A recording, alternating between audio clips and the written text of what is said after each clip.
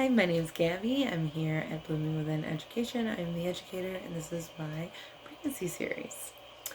This is the last week of month 4. This is week 16, and as I stated last trimester, I'm not going to be doing the end of the month, what you should be doing with your body, testing appointments, and things like that. That's actually going to be per trimester. I've really realized that makes more sense to do it that way.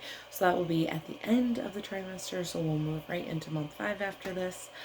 But let's get started with week 16. So as I had stated, baby is now really starting the process of becoming a newborn. Their tiny bones in their ears are now forming, so they can start the process of hearing.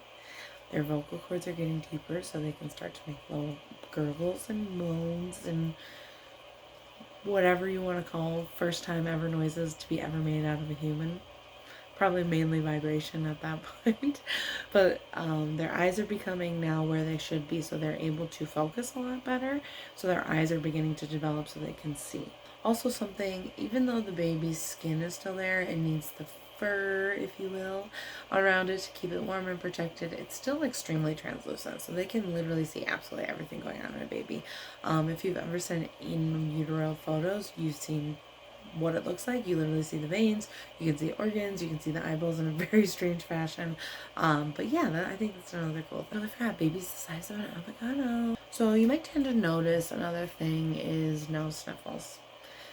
Sadly, your membranes in your nose are swollen due to hormones being pushed out specifically for pregnancy, but that also leads to your nose membranes being swollen. So usually this gets worse, to be quite honest with you. I had it horribly with both. This is another part of why nose swelling happens as well.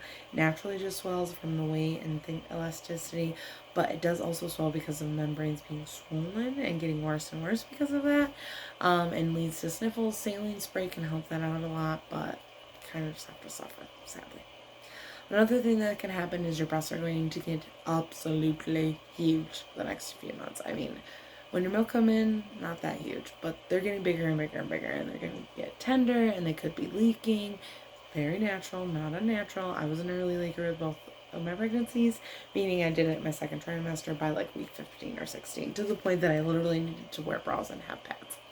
I would wear towels on my boobs just sitting there. I would just deal with my shirt being like that until I was ready to get up. It's just colostrum. This is not the colostrum you should be collecting. You should be collecting colostrum right before your baby is born, last month.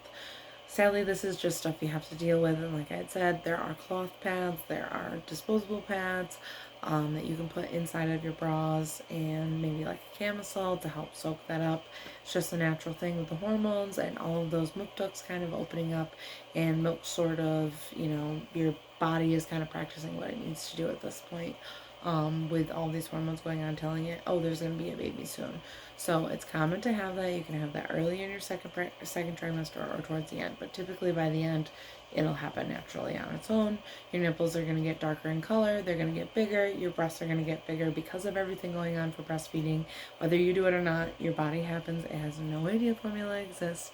It's nothing to feel offended about. It's just naturally what goes on. Due to the bigger breasts, due to the swelling of the baby and all that added weight, you can feel a lot of backaches right now, especially around ligament pain. So just do your best to try to care for yourself in the best way possible. Find a really comfy space at the end of the night to be able to relax. Stay on top of Tylenol as needed. Heat, cold, whichever feels better. Stretching, yoga regularly that helps with that, especially if you can get yourself into water. Water helps immensely with all of that.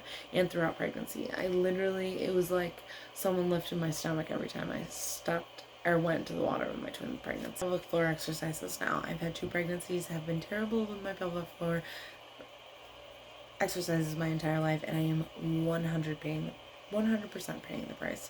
Naturally, with multiple pregnancies, let alone any pregnancies, especially pregnancies where you're very skinny and your baby's bigger, or you have a bigger baby in general, or multiples, or just sometimes our body naturally are like that.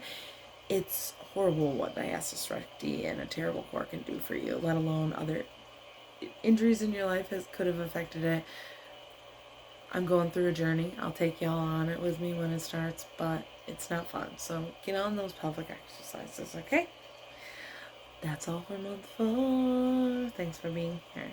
If you have any questions or comment below.